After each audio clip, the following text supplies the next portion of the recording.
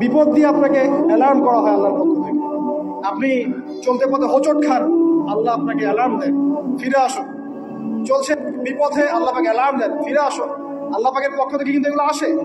আল্লাহ পাক আদম এবং হাওয়া আলাইহিস সালাম এবং আদম সন্তান সবাইকেই সৃষ্টি করেছেন। উদ্দেশ্য হচ্ছে আল্লাহ পাক আমাদেরকে জান্নাত দিতে চান। আল্লাহ পাক চান যে আমরা যেন জান্নাতে যাই। যদি আমরা জান্নাতে যেতে না পারি পরকালে, একটা কারণে যেতে পারবো না, অনলি একটা কারণ, সেটা হলো আমাদের নিজের দোষে। একটা কারণ, যারা জাহান্নামে যাবে মানুষ এবং জিনদের মধ্যে, নিঃসন্দেহে মহাবিশ্বে তারা ছাড়া জাহান্নামে যাওয়ার উপযুক্ত কেউ ছিল না। ও জাহান্নামে যাওয়ার উপযুক্ত ছিল বলেই আল্লাহ পাক তাকে জাহান্নামে পাঠাবেন। আর যারাই জান্নাতে যাবে প্রত্যেকেই শুধু আমলের বদৌলতে যাবে না, বরং আল্লাহ পাকের রহমতেই যাবে। কেউই তার আমল দিয়ে জান্নাতে যেতে পারবে না।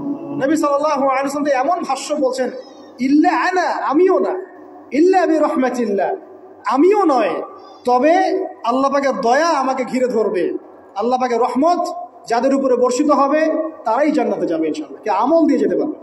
যত আমলই করি বলা যাবে না এই আমলের বদৌলতে জান্নাতে যেতে পারবে।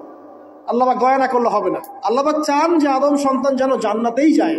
এই কারণেই সৃষ্টি করা, এই কারণেই আপনার ওহীভিত্তিক গ্রন্থগুলো পাঠানো, এই কারণে নবী রাসূল পাঠানো, আলেম ওলামা সৃষ্টি করা, মানুষকে সতর্ক করা, হায়াত দেয়া, বারংবার জীবনে চলতে ফিরতে আপনাকে অ্যালার্ম করা হয়, আল্লাহর পথে ফিরে আসেন, আল্লাহর পথে ফিরে আসেন।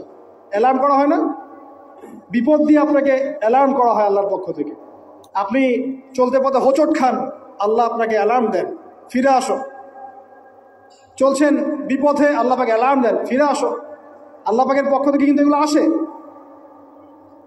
অদ্ভুত একটা হাদিস বললাম, অদ্ভুত বলতে বলছি অ্যামেজিং হাদিস, যে একজন সাহাবী বলছেন, সালমান রাদিয়াল্লাহু আনহু, তিনি বলছেন যে যখন মুমিনের উপর বিপদ আপদ বালা মুসিবত আসে, তখন মুমিনের এই বিপদ আপদ বালা মুসিবত রোগ শোকের বদৌলতে আল্লাহ পাক তার গুনাহগুলোকে মাফ করে দেন এবং তার মর্যাদাকে বাড়িয়ে দেন, এবং সে আল্লাহর দিকে ফিরে আসার অনুশোচনা করার সুযোগ পায়।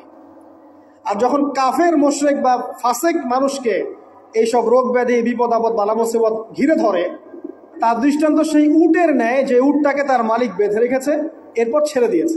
সে উটটা বুঝতেও পারলো না কেন তার মালিক তাকে বেঁধে রাখলো আর কেনই বা তাকে ছেড়ে দিল। কথাটা কি বুঝতে পারছেন?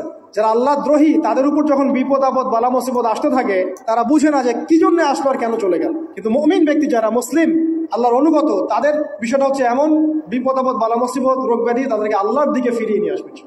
দেখুন, এই যে পৃথিবীতে নামিয়ে দেয়া, এরপর আল্লাহর পক্ষ থেকে ঐশী গ্রন্থগুলো পাঠানো,